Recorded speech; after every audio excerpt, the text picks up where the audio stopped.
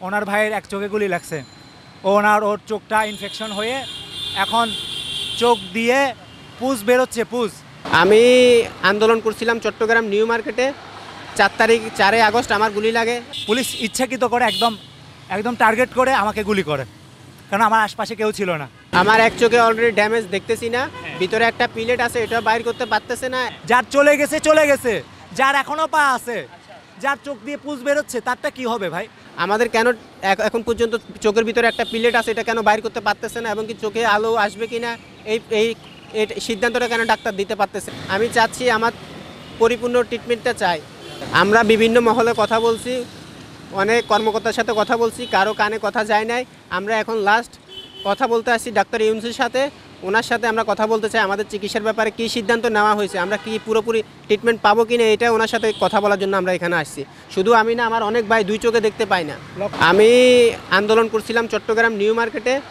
4 August আমার গুলি লাগে। আমার গ্রামের বাড়ি হচ্ছে নোয়াখালী, কোম্পানিগঞ্জ।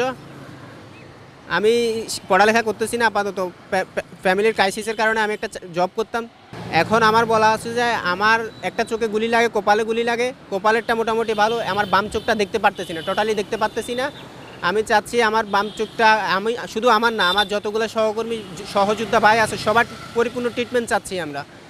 আমাদের কেন এখন পর্যন্ত চোখের ভিতরে একটা পিলেট আছে, এটা কেন বাইর করতে পারতেছে না, এবং কি চোখে আলো আসবে কিনা এই এই সিদ্ধান্তটা কেন ডাক্তার দিতে পারতেছে না? যদি বাংলাদেশে না হয়, আমরা চাচ্ছি বাইরে থেকে ডাক্তার আনানো হোক, না হলে আমাদেরকে বাইরে পাঠানো হোক।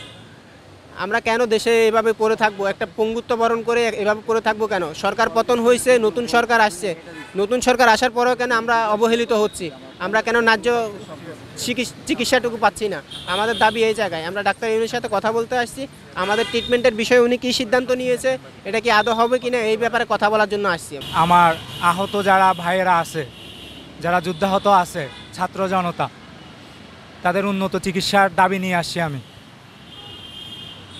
তাদের উন্নত চিকিৎসা হচ্ছে না, কোনো রকম চিকিৎসা হচ্ছে, অনেকের কোনো রকমও চিকিৎসা হচ্ছে না।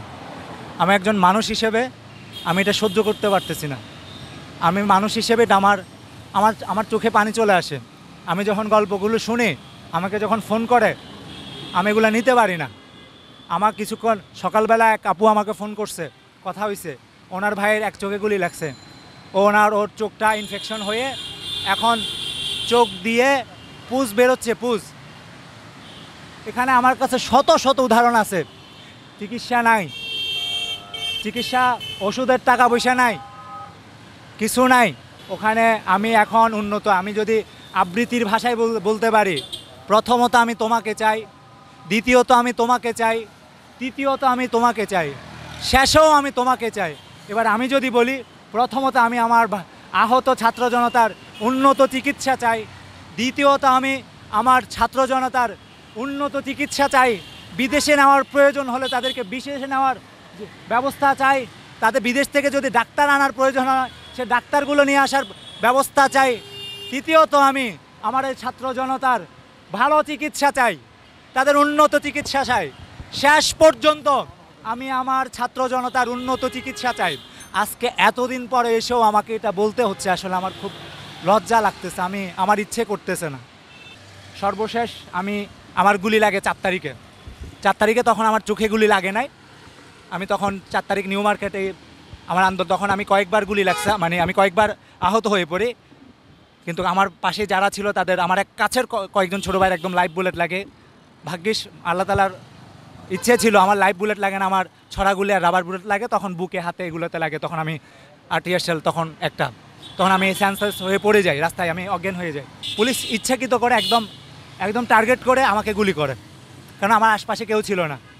তখন আমি এখন আল্লাহর কাছে শুকর করি, ওদের হাতে তো রাইফেলগুলো ছিল, যে আমাকে গুলি করছে তার হাতে যদি রাইফেল থাকতো আমি নিশ্চয় তখন মারা যেতাম। তার হাতে শটগান ছিল, এই জন্য এখনও বেঁচে আছি। তবে আমি এখন আমার ডান চোখে দেখি না, ডান চোখে আমি দেখতে পাই। সেটা নিয়ে আমার খুব বেশি আফসোস বা হতাশ নাই, কিন্তু আমি এখন যে আফসোস করতেছি, হতাশা নিয়ে আছি। আমার এই যে ছাত্র জনতা, হাজার হাজার হাজার, যার চলে গেছে, যার এখনও পা আছে, যার চোখ দিয়ে পুজ বেরোচ্ছে, তারটা কি হবে ভাই?